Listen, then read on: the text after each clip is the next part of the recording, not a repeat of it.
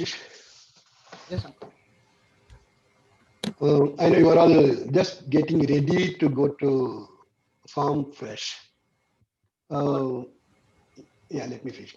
Okay. You are getting ready to go to Farm Fresh, but this message is going to be very short. So don't just switch off your video and go to prepare to go. Okay. It will be a short message. And when you reach there, I may ask some few questions. So you better be there to listen to the message. हम Okay. लोग सब जब तैयारी कर रहे हैं farm fresh जाने की, और लेकिन आज का संदेश छोटा संदेश होगा, लेकिन आप ध्यान से उसको सुनिए, और हो सकता है मैं वहाँ पहुँच के आपसे कुछ पूछ भी लूँ आज के संदेश के बारे में। Okay. Now, a few days back, I was driving back from the village. कुछ दिनों पहले मैं गांव से वापस लौट रहा था, When I reached Tedipulia, there was a huge jam. और टेढ़ी पुलिया Traffic jam. पहुंचने पर वहाँ पे बहुत ज़्यादा जाम लगा हुआ था। Police did not allow anybody to cross over to other side. और जो पुलिस थी वो इस पार से उस पार किसी को जाने की अनुमति नहीं दे रही थी, Had to wait for a long time. और बहुत लंबे समय तक मुझे वहाँ पे इंतज़ार करना पड़ा। And suddenly there was a siren, and the police pilot jeep was coming. और फिर एकदम से एक वहाँ पे सायरन बजा, और फिर पुलिस की जीप वहाँ से जा रही थी, They were removing all the vehicles and people away from the road. और वो लोग सारी लोगों को, गाड़ियों को सड़क से किनारे कर रहे थे, They were making way for a VIP who was following this car, pilot car. और इस पायलट कार के पीछे कोई वीआईपी जा रहे थे, उसके लिए वो सब ये रास्ता बना रहे थे। We were all stopped just to make way for that VIP. और हम सब लोगों को रोक दिया गया ताकि उस वीआईपी के लिए रास्ता बनाया जाए। You know, in the olden days when a king tried to go to any place, और पुराने ज़माने में जब कोई राजा किसी जगह पे उसको जाना होता था, before he goes, he sends a forerunner. और जिससे पहले कि वो राजा उस स्थान पर जाता, अब उससे पहले अपने कुछ लोगों को वहाँ पे भेजता था। The forerunner had two duties. और ये जो व्यक्ति उससे पहले जाता था, उसके दो कार्य होते थे। Make sure the king had a clear open road. कि एक बात तो वो देखे कि जो राजा जाएगा तो एकदम साफ सुथरा रास्ता होना चाहिए जाने के लिए, And there were no delays when king travels on that road. और जब वो राजा वहां से गुजरे तो किसी भी कारण से वहां पे देरी ना हो।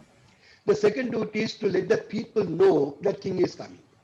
और दूसरा जो जिम्मेदारी होती थी वो ये होती थी कि लोगों को भी बताया जाए कि राजा जो है वो आने वाला है, To make them get ready to receive the king. ताकि वो लोग तैयार हो जाएं राजा को अभिनंदन करने के लिए। John the Baptist was one such a forerunner. और यूहन्ना बपतिस्मा देने वाला भी ऐसा ही एक व्यक्ति था। John fulfilled 2 Old Testament prophecies. और पुराने नियम की 2 भविष्यवाणियों को यूहन्ना ने पूरा किया। Someone read please Isaiah chapter 40 verse 3. Isaiah 40 verse 3. यशायाह 40 उसका 3।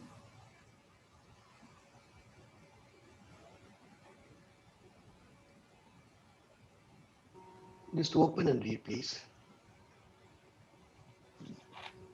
A voice of one calling in the wilderness, prepare the way for the Lord, make straight in the desert a highway for our God.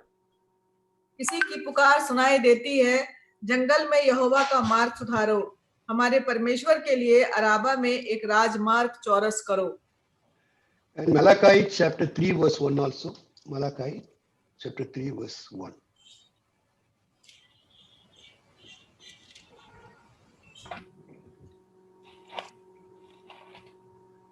I will send my messenger who will prepare the way before me.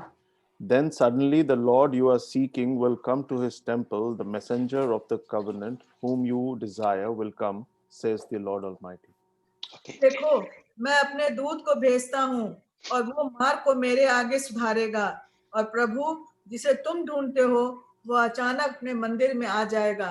हाँ, वाचा का वो दूत जिसे तुम चाहते हो, सुनो वो आता है, सेनाओं के यहोवा का यही वचन है। John the Baptist was the messenger the both verses talks about. और ये दोनों पदों में जो बात हो रही है उसमें यूहन्ना बपतिस्मा देने वाला ही वो संदेश वाहक है। You know, John 1:6 says, there was a man who was sent from God. His name was John. यूहन्ना 1:6 में लिखा है कि एक व्यक्ति था जिसको परमेश्वर ने भेजा, उसका नाम यूहन्ना है। So it was very clear God sent this man as a forerunner to prepare the way for somebody. बहुत स्पष्ट है कि परमेश्वर ने इस व्यक्ति को भेजा पहले ताकि वो जाके तैयारियां करवा सके। But who was the king that was to come into the world? लेकिन ये राजा कौन है जिसको संसार में आना था? Now Malachi 3:1 says, I will send a messenger who will prepare the way before me, says the Almighty God.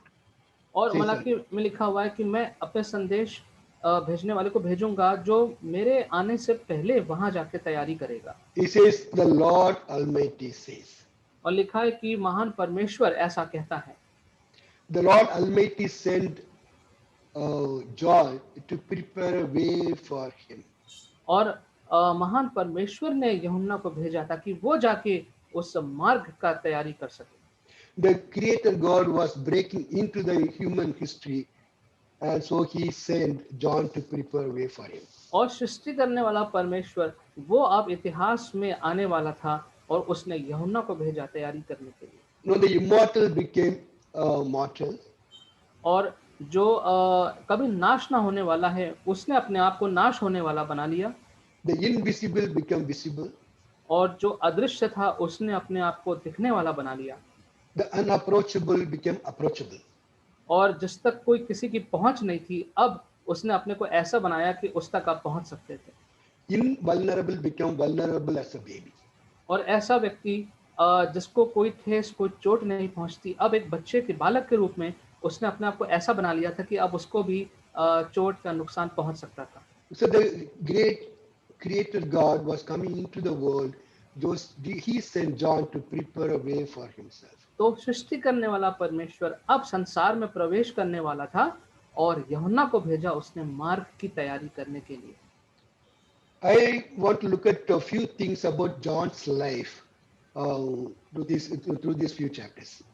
और यहाँ पर मैं यूहन्ना के जीवन के बारे में कुछ बातें आपके सामने दिखाना चाहूंगा। I want to talk about man and his message. और मैं uncle can repeat that please? I want to talk about man and his message. और ये मनुष्य और मनुष्य का जो संदेश, इन दो चीजों की बात मैं करना चाहूंगा।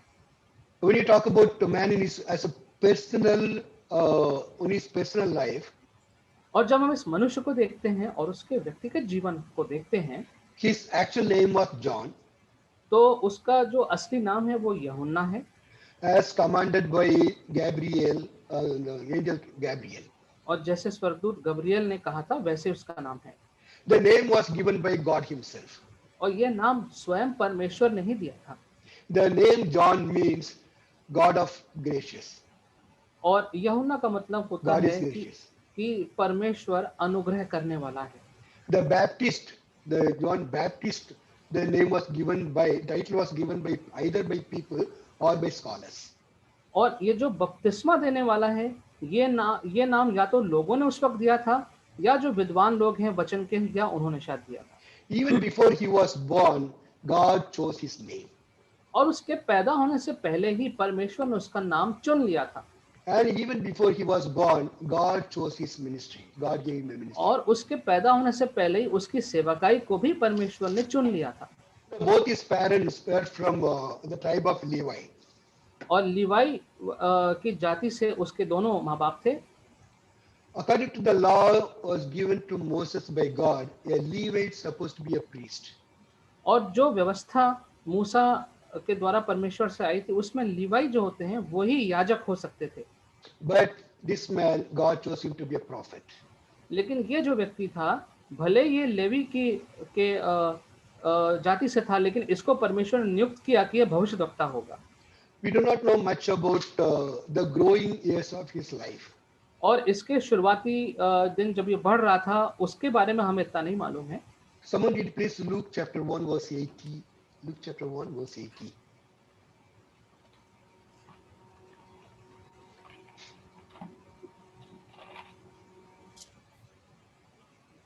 And the child grew and became strong in spirit, and he lived in the wilderness until he appeared publicly to Israel. Which verse? 80. Chapter 1 verse 80. I see. 80. 18. 80. जकरिया ने सरदूत से पूछा, ये मैं कैसे जानूं? नहीं, 80. 80. 80. 80. 180.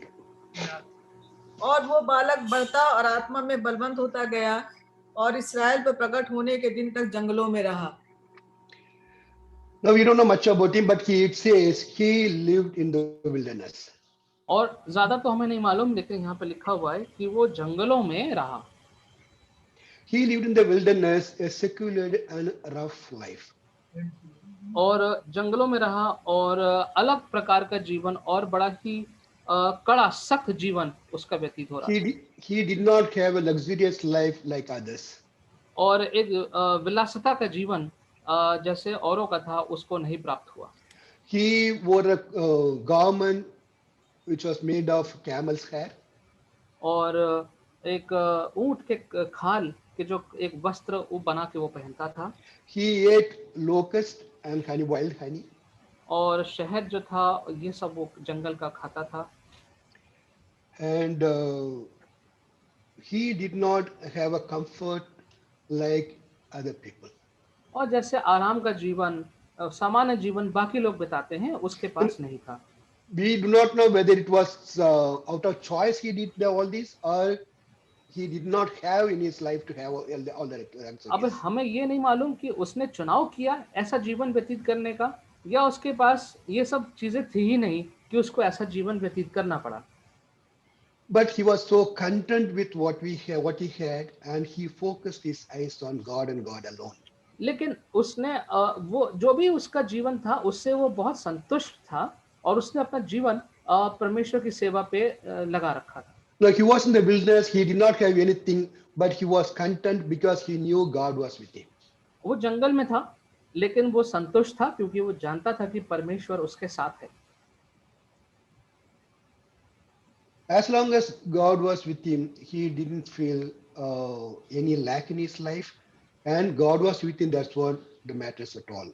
और क्योंकि परमेश्वर उसके साथ था इसलिए उसने अपने जीवन में किसी कमी का अनुभव नहीं किया. No, if you have God in your life and if you have close relationship with God, you will be always be content. अगर आपके जीवन में परमेश्वर है और आपका एक नजदीक संबंध परमेश्वर के साथ है तो आप अपने जीवन में हमेशा संतुष्ट रहेंगे. Even if you don't have all the luxuries of life. चाहे आपके पास जीवन के बहुत सारी आराम वाली बातें ना हो तब भी. You know, when we read Bible, we find so many people who found God in the wilderness. जब हम वचन में देखते हैं तो कितने सारे लोग थे जिन्होंने परमेश्वर को प्राप्त किया इन जंगलों जैसे माहौल में. Now God met Jacob when he was in wilderness, traveling from his house to Padan Aram. याकूब से मुलाकात परमेश्वर ने करी जब वो जंगलों में वास कर रहा था. When he was fleeing from his brother. जब वो अपने भाई से भाग रहा था. And God met Moses when he was in the wilderness tending his father-in-law's flocks. और जब वो अपने ससुर के भेड़ों को चला रहा था मूसा, तब परमेश्वर ने उससे बातचीत करी. God met Israelites when they were in the wilderness and lived with them for 40 years as they traveled in the wilderness. जब इजराइल के लोग भी जंगलों में थे तब 40 वर्षों तक परमेश्वर ने उनसे मुलाकात करता रहा और उनके साथ वहां पे वास भी करता रहा साथ. In the wilderness, sometimes there was no food. और इन जंगलों में कभी-कभी तो खाना भी नहीं होता था. Sometimes there was no water. पानी नहीं होता था. And but they had God with them all the time. लेकिन परमेश्वर सदैव उनके साथ उपस्थित रहते थे. Sometimes we may go through the wilderness experience. हो सकता है कभी-कभी हम इस रेगिस्तान जंगल जैसी परिस्थितियों से गुजरें. You may have gone through the wilderness experience. हो सकता है आप ऐसी परिस्थितियों से गुजर चुके हैं. Sometimes you may go through, you might go through in the future. हो सकता है भविष्य में ऐसी परिस्थिति से आप गुजरें. But try to find God in your wilderness life. लेकिन अपने इस जंगल या रेगिस्तान के समय में परमेश्वर को ढूंढने की प्रयत्न अवश्य करें. He is always with us. Whether it was you are in a wilderness or in a comfortable place, He is always with us. क्योंकि वो सदैव हमारे पास रहता है, चाहे हम जंगल जैसे माहौल में हों, चाहे हम आराम के जीवन में व्यतीत कर रहे हों। The problem is we concentrate so much on, our focus is so much on the wilderness, we forget to recognize God's presence in our lives. और समस्या ये है कि हमारा जो समस्याएं हैं, परेशानी है जंगल जैसी, उस पे हमारा ध्यान इतना केंद्रित रहता है कि हम उसमें परमेश्वर की उपस्थिति को अनुभव नहीं कर पाते हैं। John was in the wilderness, but his focus was on God. Can you repeat that please? John was in the wilderness, but his focus was on God. और यूहन्ना जो था वो जंगल में था, लेकिन उसका जो पूरा ध्यान था वो परमेश्वर पे केंद्रित था। His focus was on God, and he only thing he was matter to was the work God had given him to do. उसका पूरा ध्यान परमेश्वर पर केंद्रित था, और उसके लिए जो बात मैंने रखती थी वो था परमेश्वर के द्वारा दिया हुआ काम। So he was very contented man in spite of all the wants and needs in his life. और इसलिए बहुत ही संतुष्ट व्यक्ति था, और उसे किसी भी बात की आवश्यकता कमी घटी महसूस नहीं होती थी, Because his focus was on God. क्योंकि उसका ध्यान परमेश्वर पे लगा हुआ था। Second thing was he was a very, very humble man. दूसरी बात ये कि बहुत ही ज्यादा दीन स्वभाव का व्यक्ति था। Someone please read Luke chapter 3 verse 16. Chapter 3 verse 16.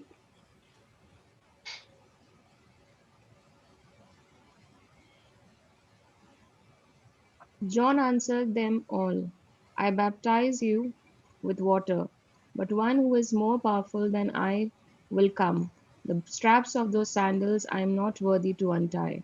He will baptize you with Holy Spirit. Yeah. तो यूहन्ना ने उन सब से कहा, मैं तो तुम्हें पानी से बपतिस्मा देता हूँ, परंतु वो आने वाला है जो मुझसे शक्तिमान है, मैं तो इस योग्य भी नहीं कि उसके जूतों का बंद खोल सकूं। वो तुम्हें पवित्र आत्मा और आग से बपतिस्मा देगा। And another verse, Matthew chapter 3 verse 4, verses 14 and 15 also. Matthew 3, 14 and 15. But John tried to deter him, saying, I need to be baptized by you, and do you come to me? Jesus replied, Let it be so now. It is proper for us to do this to fulfill all righteousness. Then John consented. परंतु यूहन्ना ये कहकर उसे रोकने लगा, मुझे तो तेरे हाथ से बपतिस्मा लेने की आवश्यकता है और तू मेरे पास आया है। यीशु ने उसको ये उत्तर दिया, अब तो ऐसा ही होने दे, क्योंकि हमें इसी रीति से सब धार्मिकता को पूरा करना उचित है। तब उसने उसकी बात मान ली। No, John recognized that he was unfit to even untie the Jesus sandals. और यूहन्ना ने इस बात को माना कि वो प्रभु यीशु मसीह के जूतों का बंद खोलने के लिए भी वो इस लायक नहीं था। And he also recognized the fact that he was unworthy to baptize Jesus. और उसने इस बात को भी माना कि प्रभु यीशु मसीह को बपतिस्मा देने के लिए भी वो इस लायक नहीं था। No, he was a great preacher.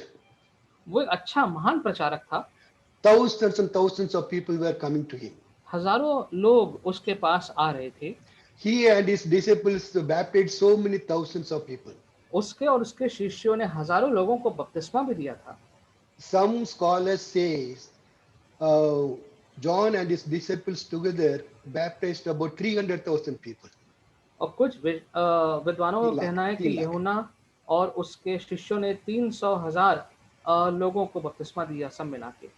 I'm not sure how they came into that conclusion or calculation. मुझे नहीं मालूम कि कैसे इस ये कैलकुलेट किया गया। But definitely in thousands, he baptized people in thousands. लेकिन अवश्य हजारों में तो उसने बपतिस्मा लोगों को दिया होगा। But he knew he was unworthy and unfit before Christ. लेकिन उसको ये मालूम था कि यीशु मसीह के सामने वो जो है इतना उसका कोई महत्व नहीं है। Someone please read John chapter 3 verse 26 please. Chapter 3 verse 26.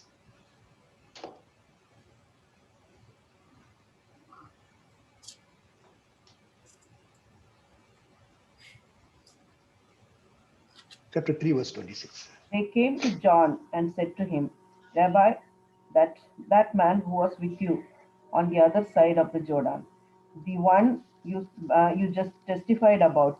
Look, he is baptizing you, and everyone is going to him. और उन्होंने यूहन्ना के पास आकर उससे कहा, हे रब्बी, जो व्यक्ति यरदन के पार तेरे साथ था और जिसकी तूने गवाही दी है, देख वो बपतिस्मा देता है और सब उसके पास आते हैं। You know, the crowd suddenly left John and started following Jesus.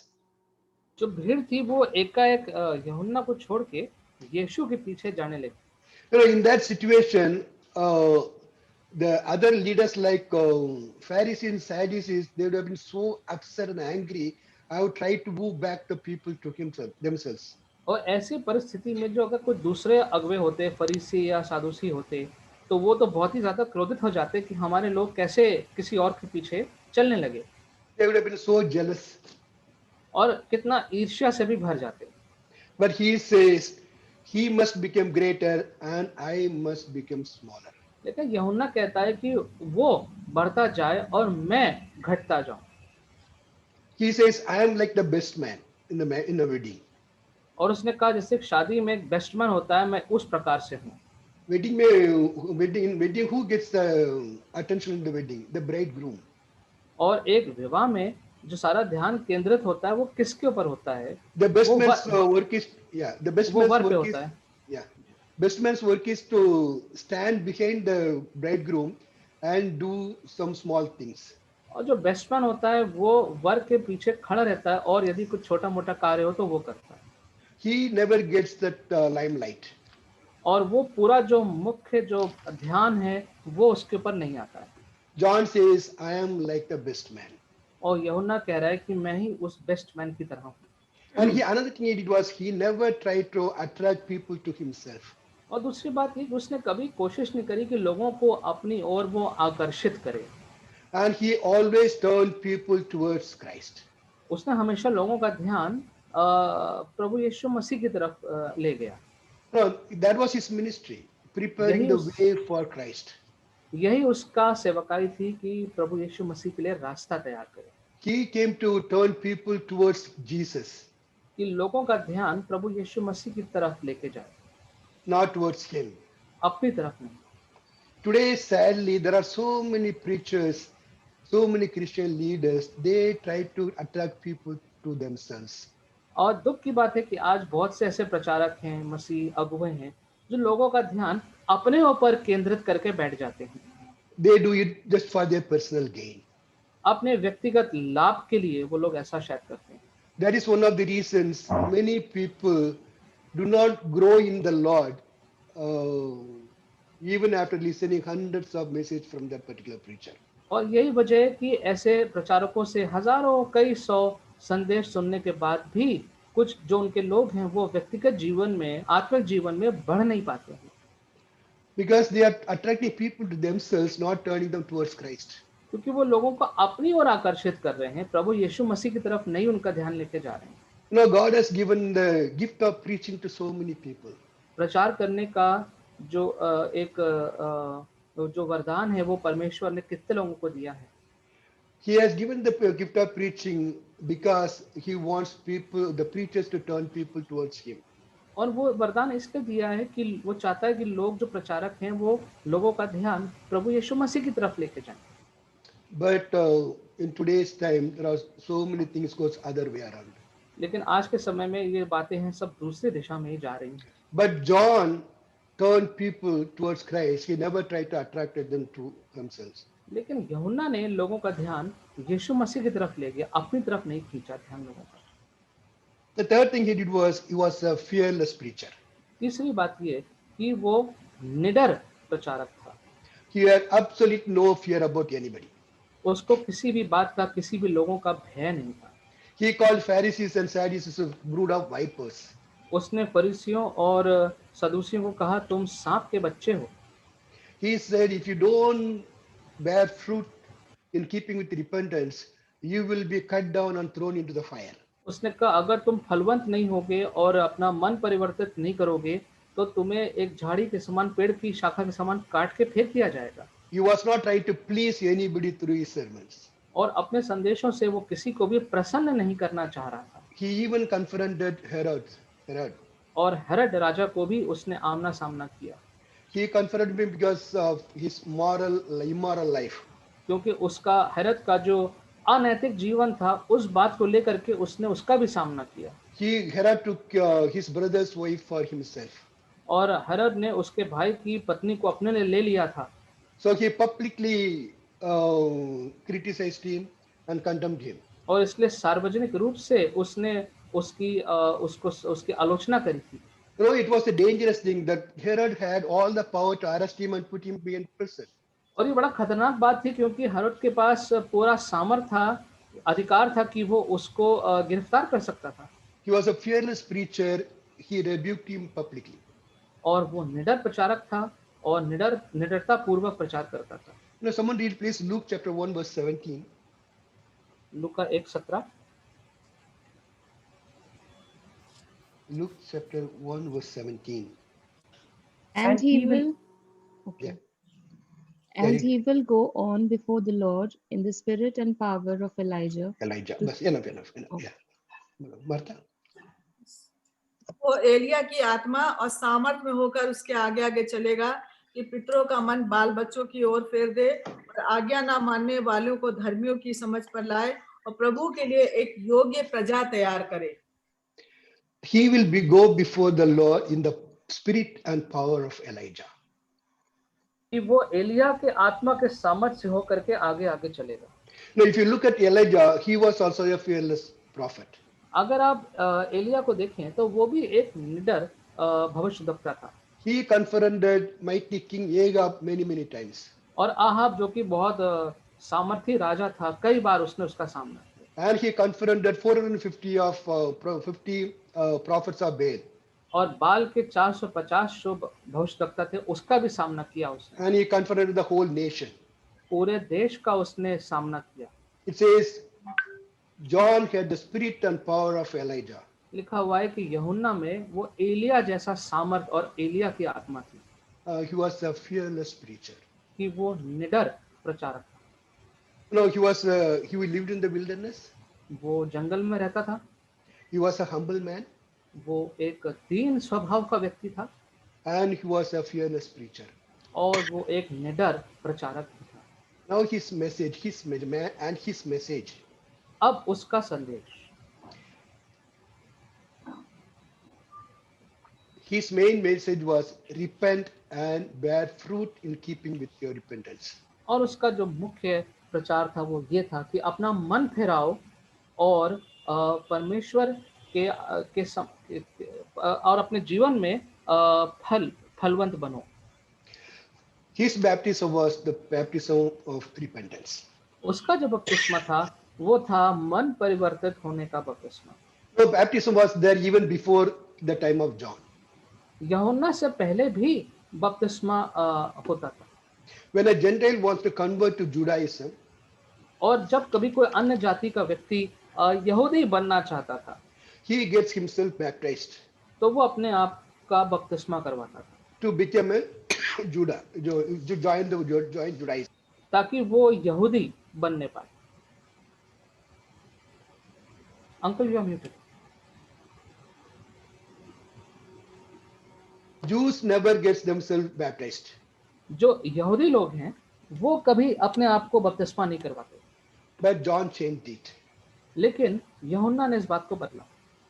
He baptized Jewish people saying for repent and bear fruit. उसने यहूदियों का भी बपतिस्मा किया और कहा कि मन फिराओ और फलवंत बनो। He gave them baptism of repentance. उसने मन फिराने वाला बपतिस्मा दिया। So many thousands of people came to him, confessed their sin and took baptism. कितने हजारों लोग आए, उन्होंने अपने पापों का प्रायश्चित किया और बपतिस्मा लिया। He says, produce fruit in keeping with your repentance. और कहा कि अपने इस पश्चाताप को ध्यान में रखते हुए अब तुम फलवंत बनो। Your repentance should show in your life. तुम्हारा जो पश्चाताप है वो तुम्हारे जीवन में दिखना चाहिए। When you say that you are repented, that should show in your life. There should be some changes in your life. और जब आप ये कहते हैं कि आपने पश्चाताप किया है और क्षमा प्राप्ति करी, तो वो फिर बात जीवन में दिखना भी चाहिए। If there is no change in your life, then neither that was the true repentance or nor you have close relationship with God. अगर आपके जीवन में कोई बदलाव नहीं है तो फिर वो जो आपका पश्चाताप है वो सच्चा नहीं है, और ना ही आपने जीवन में आप प्रभु के नजदीकी में पहुंचे हैं। He made that very clear to the Jewish people of his time, और अपने समय के यहूदी लोगों को उसने ये बात को स्पष्ट किया, and it is same today even for us. और हमारे लिए भी आज ये बात वही तवज्जो रखती है। When we say that we are repentant people, that should show in our lives. जब हम कहते हैं कि हम पश्चाताप और क्षमा प्राप्त किए हुए लोग हैं, तो वो हमारे जीवन में दिखना चाहिए। There should be change in our lives. तो हमारे जीवन में एक बदलाव दिखना चाहिए। Jews had one problem. यहूदियों की एक समस्या थी, They thought they were Abraham's children, so they guaranteed salvation. तो उनका ये मानना था क्योंकि हम इब्राहिम की संतान हैं, तो हमारे लिए जो नया जीवन का है उद्धार है, वो तो हमें ऐसे ही मिल जाएगा। They never cared about the way they lived. और जिस प्रकार का जीवन व्यतीत करते थे, इसकी उन्होंने कभी चिंता परवाह नहीं करी। They thought I am a child of Abraham, and I will go to heaven. उन्होंने सोचते थे कि क्योंकि हम इब्राहिम की संतान हैं, इसलिए मैं सीधे स्वर्ग में जाऊंगा। And John confronted them and said, God can raise up children to Abraham even from the stones. और यूहन्ना ने कहा कि उनका सामना किया और कहा कि परमेश्वर जो है वो तो पत्थरों से भी जो है वो इब्राहिम की संतान पैदा कर सकता है। But to become a child of God, you need to repent and bear fruit in your life. लेकिन परमेश्वर की संतान बनने के लिए तुम्हें पश्चाताप करना पड़ेगा और अपने जीवन को फलवंत बनाना पड़ेगा। If you do not produce good fruit, you'll be cut down and thrown into the fire. That's what he said. अगर अच्छा फल नहीं तुम्हारे जीवन में आएगा तो तुम्हें काट दिया जाएगा और तुम अलग कर दिए जाओगे। Very direct and straightforward message. और बहुत ही प्रत्यक्ष रूप से सीधा उसने ये संदेश दिया। You know, the prophet Isaiah says two things about John and his ministry. और यशाया नबी ने यूहन्ना के बारे में और उसकी सेवकाई के बारे में दो बातें कही। He says, every mountain and hill made low. और कहा कि हर पहाड़ जो है, चोटी जो है, उसको नीचा किया गया। Every crooked road shall become straight, the rough ways smooth. और जो टेढ़े मेढ़े रास्ते हैं, खुदरे रास्ते हैं, उनको जो है वो उनको बहुत सीधा किया जाएगा। The mountains cannot be made low by a gentle tap. और पहाड़ों को नीचा अगर करना है तो वो बहुत हल्के हल्के चोट करने से, सहलाने से नहीं हो सकता। It has to be hit very hard उसको बहुत जोर से चोट करनी पड़ेगी to break it and bring it low. ताकि उसको तोड़ करके पहाड़ी को नीचा किया जाए। The same way the rough roads need to be broken to make it a smooth road. और उसी प्रकार से जो बहुत खराब रास्ता है उसको तोड़ने के बाद ही उसको दोबारा ठीक से बनाया जा सकता है। That is exactly what John was doing there. Very straight, very direct and very strong words of message. और यही बात जो है वो यूहन्ना कर रहा था, बहुत प्रत्यक्ष रूप से और एकदम सीधी बात यूहन्ना लोगों से कर रहा था। He was not there to please people. वो लोगों को वहाँ खुश करने के लिए नहीं था। He did not worry about offending anybody. उसको ये डर नहीं था कि मेरी बात से लोग बुरा मान जाएंगे, Because he was there to prepare the way for the Lord. क्योंकि वो वहाँ पे था ताकि प्रभु यीशु मसीह के लिए सही रास्ता तैयार किया जाए। Now hundreds and thousands of people came to him from Judean country. कई सौ हजार लोग जो थे वो यहूदी उस पूरे प्रांत में से उसके पास आते थे। And it says the whole of all the people in Jerusalem came to him to be और लिखा है baptized. कि यरूशलेम से भी इतने लोग उसके पास आते थे। He came to prepare the way. वो आया मार्ग की तैयारी करने के लिए। His life and action and speech, everything revolved around his ministry. उसका सारा कार्य, उसका सारा उसकी वाचा, हर चीज जो थी वो उसकी सेवकाई के इर्द गिर्द ही घूमती थी। He always focused his eyes and thoughts on the ministry that God has given him. उसके सारे विचार, उसके हर चीज जो थी वो सेवकाई जो प्रभु ने उसको दी थी उसी के चारों तरफ घूमती थी। For him, nothing was so more important than God and the ministry that God had given him. उसके लिए कोई भी बात और महत्व नहीं रखती थी बजाय इसके कि केवल प्रभु और प्रभु की सेवा करें। So he gave with a strong life, he prepared the way for the first coming of God himself, the और human history. इस मजबूती के जीवन के साथ उसने प्रभु यीशु मसीह के प्रथम आगमन के आने की तैयारियां करी। Uncle you are muted again. Yeah. So what do we learn as we prepare ourselves to celebrate his first coming and wait for his second coming? तो हम क्या सीखते हैं जब हम प्रभु यीशु मसीह के प्रथम आगमन की तैयारियों को फिर से मनाते हैं और इंतजार करते हैं, तो क्या सीखते हैं? Number one, we examine ourselves प्रथम बात ये कि अपने आप को हम जांचते हैं to see if I am bearing fruit in keeping with my repentance. कि मैं अपने पश्चाताप के हुए जीवन जो है उसके अनुसार क्या मैं मेरा जीवन फलवंत हो रहा है कि नहीं। We should evaluate our lives not based on the commitment I made many years ago, अपने जीवन का मूल्यांकन करें और इस बात पे नहीं कि मैंने बहुत सालों पहले क्या चीज मैंने कमिट करी थी उसके बेसिस पे नहीं, but our evaluation should based on the present situation. Am I bearing fruit today in my life? लेकिन मूल्यांकन आज के समय पे करें, आज पे आधारित करें कि आज के समय में क्या मेरा जीवन फलवंत है कि नहीं। Are we living a life that God wants us to live? जिस प्रकार का जीवन परमेश्वर चाहते हैं वैसा जीवन मेरा व्यतीत हो रहा है कि नहीं हो रहा है। And we have to see, am I living in sin? क्या मैं किसी पाप में तरीके से जीवन व्यतीत कर रहा हूँ। In case if I live in sin, I need to repent again. अगर किसी प्रकार के पाप में जीवन में हूँ तो मुझे पश्चाताप की आवश्यकता है। The second thing we learn is born in a Christian family does not guarantee our salvation. और दूसरी बात यह कि मसीह परिवार में जन्म लेना हमारे उद्धार की कोई गारंटी नहीं है। We have to make, every individual have to make his own decision. Yes. हर व्यक्ति को अपना निजी एक निर्णय लेना है To accept Jesus as Savior and bear fruit in his life. कि प्रभु यीशु मसीह को अपना व्यक्तिगत रूप से उद्धारकर्ता मानते हुए और फिर जीवन में फल लाने। Every individual need to repent and bear fruit in keeping with the repentance. हर व्यक्ति को व्यक्तिगत रूप से उद्धार प्राप्ति के लिए पश्चाताप करना है और जीवन आत्मिक फलों को प्राप्त करना है। Even in the midst of our wilderness life, we could always seek God, because seek God and recognize Him, recognize His presence in our life. और अपने इस रेगिस्तान या जंगल जैसे माहौल समय के मध्य में ही हम प्रभु यीशु मसीह को ग्रहण कर सकते हैं और उसकी बातों पे चल सकते हैं। As we getting ready to celebrate our Christmas, जैसे हम अपने आप को तैयार कर रहे हैं एक बार फिर से बड़ा दिन को मनाने के लिए, we evaluate and do all the things that we saw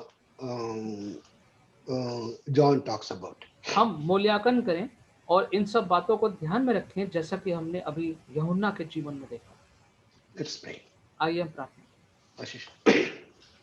Our Heavenly Father, we come to you at this time, and as we have just heard, and as we reflect on the life of John the Baptist, we want to commit ourselves to you. प्रभु जी, जैसा हमने अभी देखा और सुना और पढ़ा है यूहन्ना बपतिस्मा देने वाले के जीवन के बारे में, इसको सब बातों को ध्यान में रखते हुए परमेश्वर हम अपने आप को आपके हाथों में सौंपते हैं।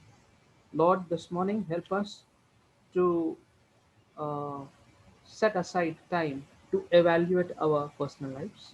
प्रभु जी, हम अपने जीवन में कुछ समय निकाल के अपने व्यक्तिगत जीवन को में जांचें। Lord, help us to see where we stand personally in our spiritual lives, in our spiritual journey. प्रभु जी, हम अपने व्यक्तिगत जीवन में आत्मिक सफर में हम कहाँ पे हैं।